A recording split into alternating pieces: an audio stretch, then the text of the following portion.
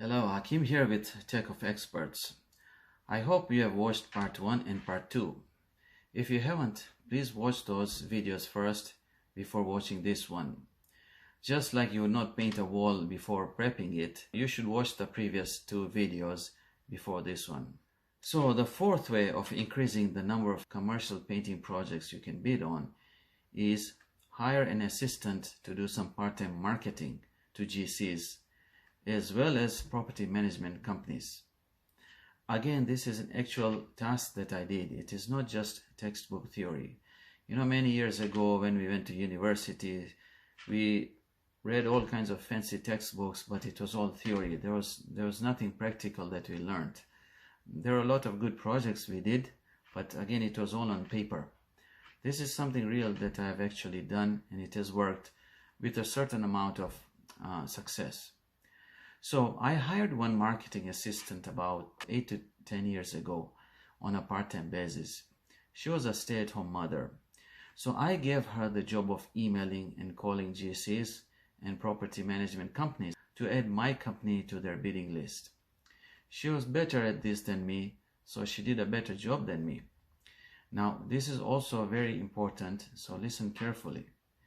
You should never try to do a task yourself if you can delegate it to somebody else who can do it faster than you, better than you, more efficiently than you, or cheaper than you, less expensively than you.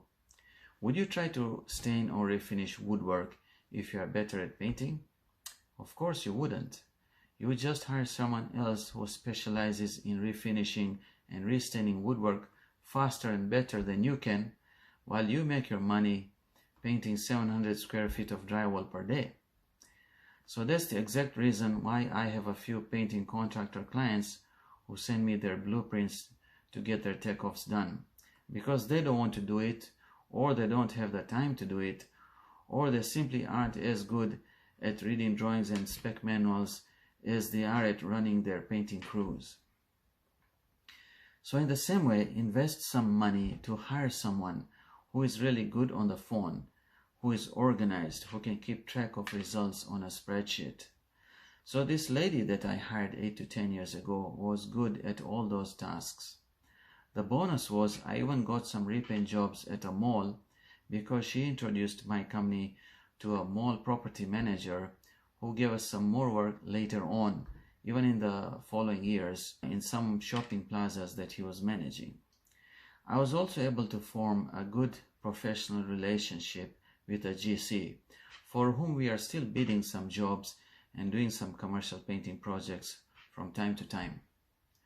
So hiring this assistant 8 to 10 years ago really paid off in the long run.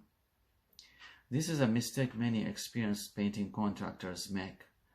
They worry about saving an extra $50 per day by trying to do everything by themselves, only to lose thousands of dollars in lost contracts because they are missing bidding deadlines, or they are just ballparking paint jobs based on drawings they don't know how to read properly. There is simply no logic to it.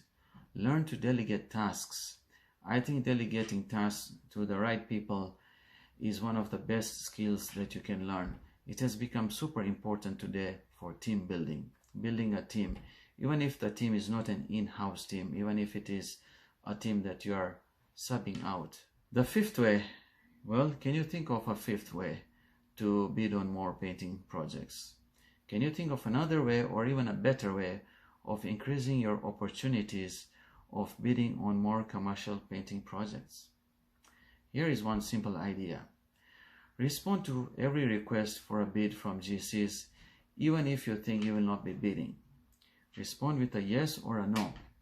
So if you think that the project is too big, then you can respond with a no, but at least you're responding.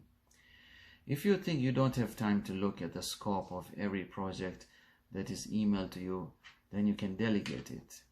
Hire someone who knows how to read drawings so they can advise you on the scope and size of the project as to whether it is something that you can bid on or not, based on the pricing and the size parameters you have given them. Because every painting contractor has their financial limit. For some, it is jobs under $25,000. For some it is jobs under 50,000 and so on. So even if you think the drawings you have received for a project are too complicated, get someone to just go over them quickly so that they can give you the scope and size of the project. Because if you don't respond, then the number of requests you receive from GCs will gradually go down, because they'll think that, this guy is not responding half the time we contact him.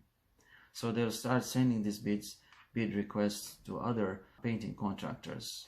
So in this 3-part series, part 1, 2, and 3, we have covered 5 ways as to how you can bid on more commercial painting projects. And here is a summary.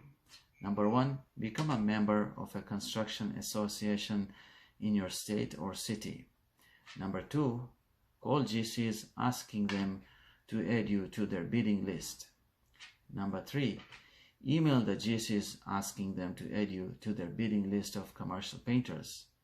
Number 4, hire an assistant part-time to call and email GCs and keep a track of it in a spreadsheet.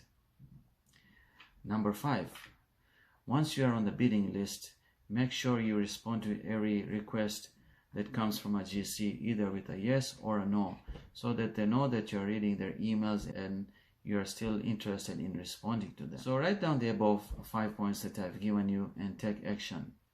If you need advice about bidding on commercial painting projects and you have a crew that can handle large workloads, then you can email me from my website and hopefully I can advise you a little bit. Or you can just watch my videos on my channel and slowly learn as time goes by. See you soon in my next video. And remember, the more jobs you bid, the more jobs you will win. Bid more jobs, win more jobs. Thank you and see you in my next video.